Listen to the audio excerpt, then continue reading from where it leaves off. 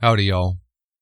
I will be explaining to feminists how to walk around without feeling fear. Since a lot of feminists have been complaining that they can't walk outside without being afraid, I'm going to explain how they can do this.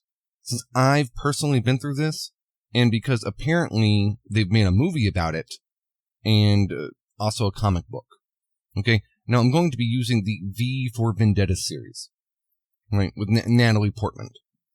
Now, just to set up some front matter, now, Natalie Portman lives in a dystopia future of Britain, right? And they're very heavy-handed government. I won't get into that. I won't spoil any of that. But what I will spoil is the scene where she learns to live without fear, where she learns to go outside without fear. Okay? And to keep this short, I will just try to sum up what's going on here. Okay? So, there's essentially thought crimes in this world. And her family was convicted of a thought crime. Her mother and father were protesters, and they were kidnapped and killed. Her brother was suspected of being a protester. He was kidnapped. She lived in such fear that she sort of sheeped it. She became a sheep. And just to survive, she sort of pandered into the propaganda machine. She was a part of the propaganda machine, a well-loved, successful part of the propaganda machine. And V for Vendetta, who is the sort of protagonist of the series, sort of caught attention of her for reasons I won't go into. But whatever, there's a scene where she believes she's caught by the secret police, by the state SS, so to speak. And she is tortured.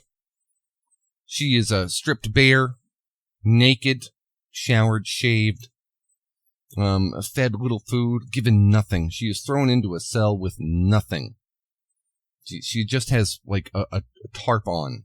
Right? She's in a hole to defecate and pee in. She is in there for an indefinite amount of time. And they tell her, you can get out of this at any time as long as you at least attempt to give us information about the location of the terrorist person known as V. Right?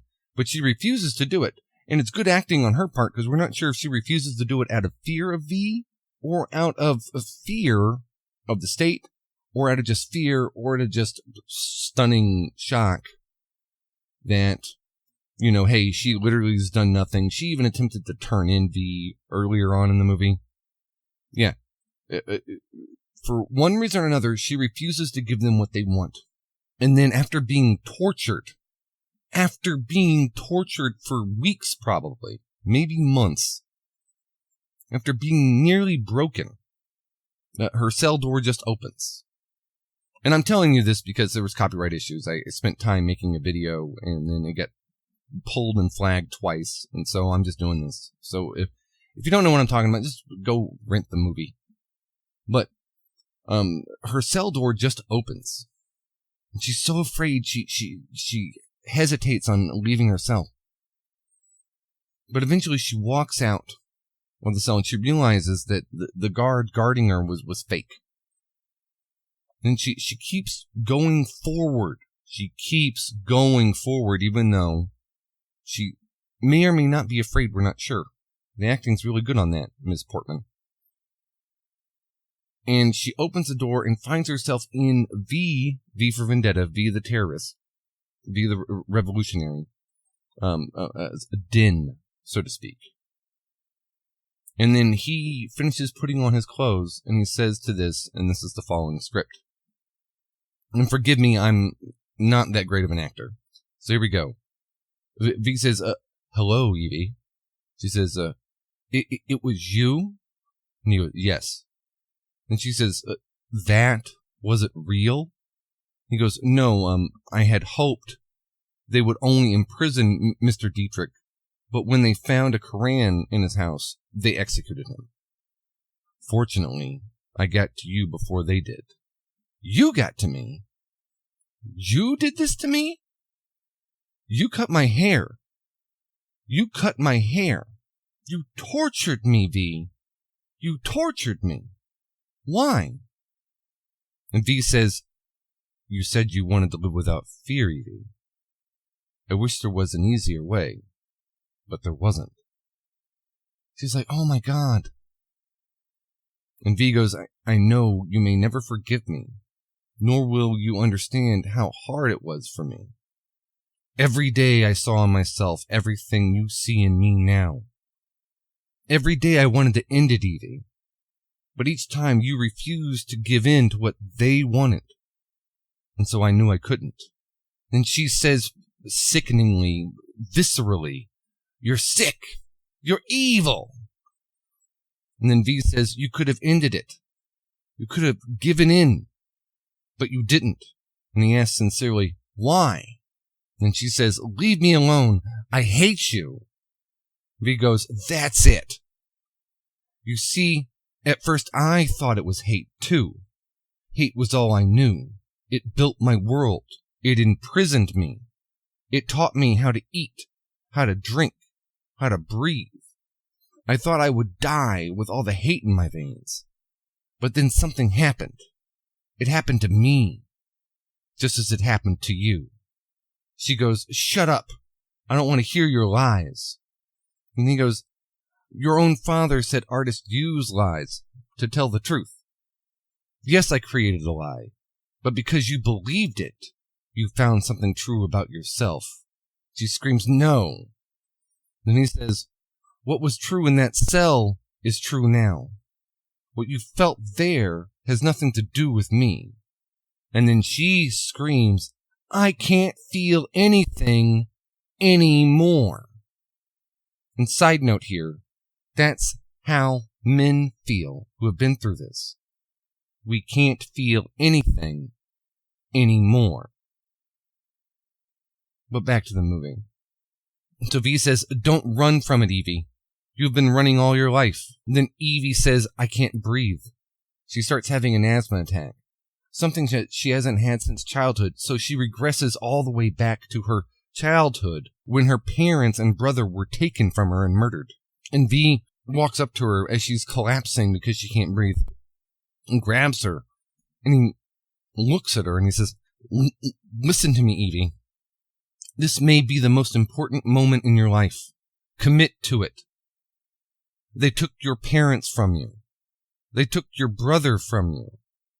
They put you in a cell and took everything they could from you except your life. And you believed that was all there was, didn't you? The only thing you had left was your life. And she begs and pleases and says, no, please don't. And he continues with, you found something else though, didn't you? In that cell you found something that mattered more to you than life. Because when they threatened to kill you, unless you gave them what they wanted, you told them you would rather die. You faced your death, Evie. And you were calm. And you were still. Try to feel that way now. And then she says, I felt. And he goes, yes. And then she says, oh God, I felt dizzy. I need to go outside.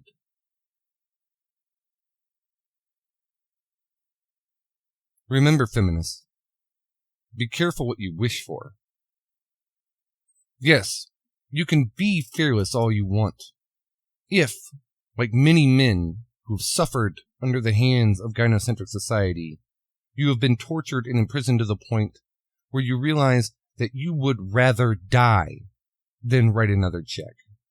That you would rather die than give in to their injustice. When you have had everything taken away from you, everything, your good name, your money, your estate, your children, everything. Be careful what you wish for, feminists. If you really want to walk outside and feel no fear, then all you have to do is be tortured to beyond suicide. This is something that I noticed that a lot of feminists will agree with.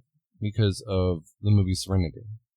In the movie Serenity, the preacher's dying, or the shepherd is dying. And he tells to the captain, I don't care what you believe in, Mel, as long as you believe. It's the belief that matters. That will free you from any fear ever again. Trust me, I personally know. And remember, feminists, as V for Vendetta, or the lesbian couple for V for Vendetta says, God is in the rain. Yours truly. Yep.